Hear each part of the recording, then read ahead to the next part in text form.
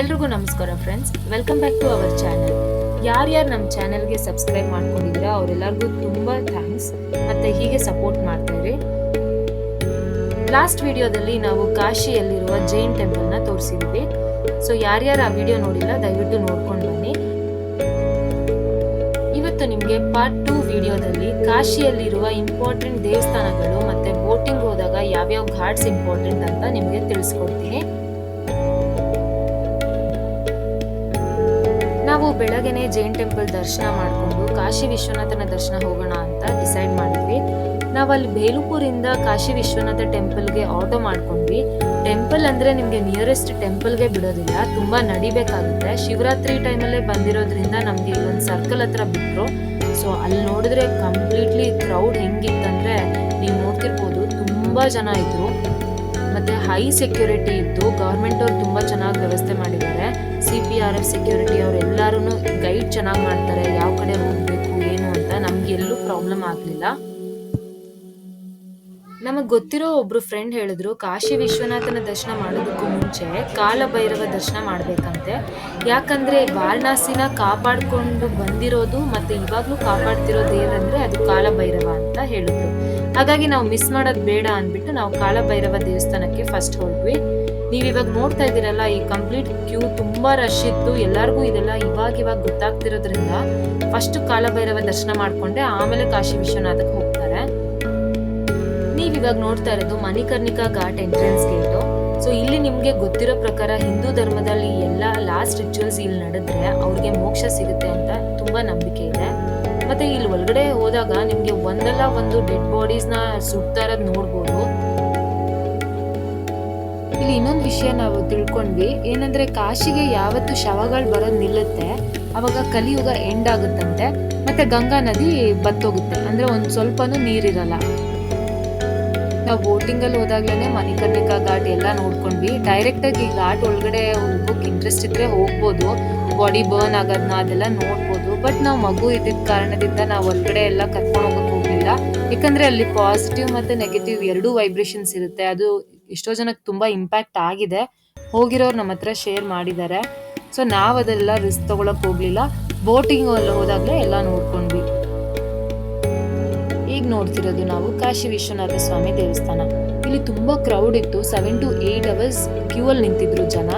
ನಾವು ಡಿಸೈಡ್ ಮಾಡ್ಕೊಂಡ್ವಿ, ಮಗುನ ಇಟ್ಕೊಂಡು ಇಷ್ಟೊಂದು ನಿಂತ್ಕೊಳ್ಳೋಕ್ಕಾಗಲ್ಲ, ಬೆಟರ್ ನಾವು ನೈಟ್ ಟೈಮ್ ದರ್ಶನ ಮಾಡೋಣ ಅಂತ ನೈಟ್ 10:30 ಹೋದ್ವಿ. ಹಾಫ್ ಆನ್ ಅವರಲ್ಲಿ ದರ್ಶನ ಆಯಿತು ನಮಗೆ.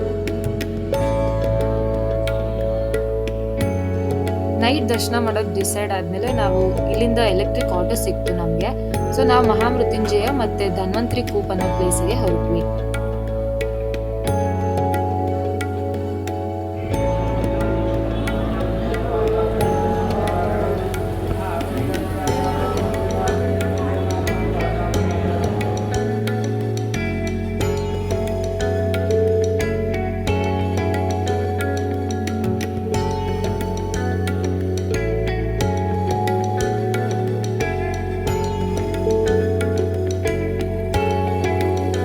ನೀವು ಕೂಡ ಕಾಶಿಗೆ ಬಂದಾಗ ಈ ಎರಡು ಟೆಂಪಲ್ಸ್ನ ಮಿಸ್ ಮಾಡಕ್ಕೆ ಹೋಗ್ಬೇಡಿ. ಯಾಕಂದರೆ ಧನ್ವಂತರಿ ಕೂಪ್ ಅಂದರೆ ಒಂದು ದೊಡ್ಡ ಬಾವಿ ಇದೆ.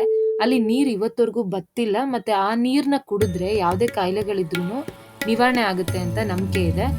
ಮತ್ತು ನೀವು ಇಲ್ಲಿಗೆ ಬಂದಾಗ ಒಂದು ಬಾಟಲಲ್ಲಿ ನೀರು ತುಂಬಿಸ್ಕೊಂಡು ನಿಮ್ಮ ಫ್ಯಾಮಿಲಿ ಮೆಂಬರ್ಸ್ಗೂ ಕೊಡಿ, ತುಂಬ ಒಳ್ಳೆಯದಾಗುತ್ತೆ.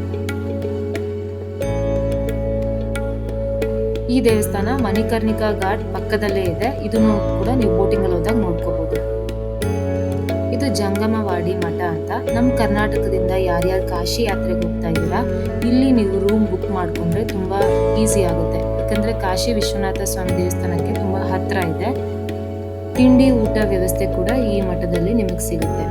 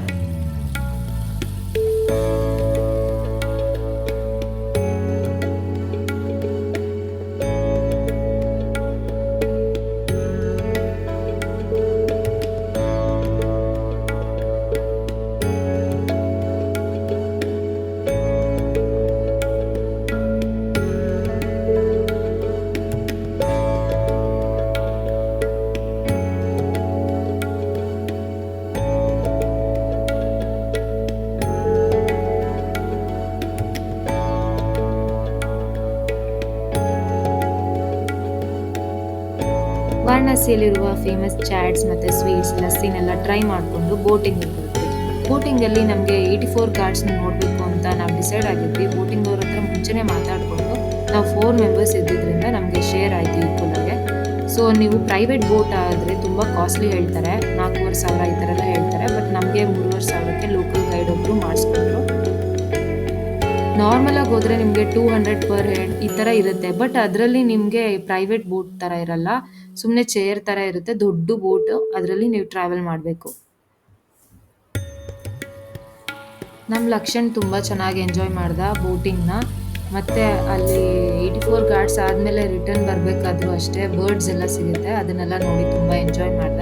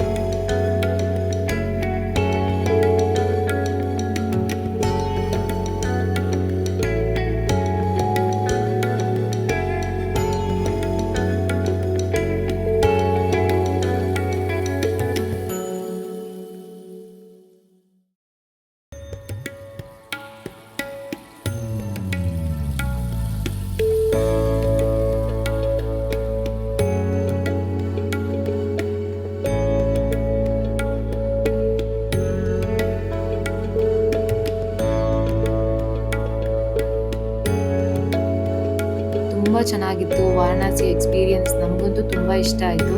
ಈ ಸ್ಪಿರಿಚುವಲ್ ಎಕ್ಸ್ಪೀರಿಯನ್ಸ್ ನಿಮಗೂ ಆಗಬೇಕು ಅಂದರೆ ನೀವು ಕಾಶಿಗೆ ಪ್ಲ್ಯಾನ್ ಮಾಡಿಕೊಂಡು ಎಲ್ಲರೂ ಬನ್ನಿ. ಮತ್ತು ನಾವು ಬೋಟಿಂಗ್ ಆದಮೇಲೆ ಸಂಕಟ ಮೋಚನ್ ಹನುಮಾನ್ ಟೆಂಪಲ್ಗೆ ಹೋಗಿ ದರ್ಶನ ಮಾಡ್ಕೊಂಡ್ವಿ. ಈ ವಿಡಿಯೋ ನಿಮಗೆಲ್ಲ ಇಷ್ಟ ಆಗಿದೆ ಅನ್ಕೊತೀನಿ. Thanks for watching. ಹೀಗೆ ಸಪೋರ್ಟ್ ಮಾಡ್ತಾ ಇರಿ.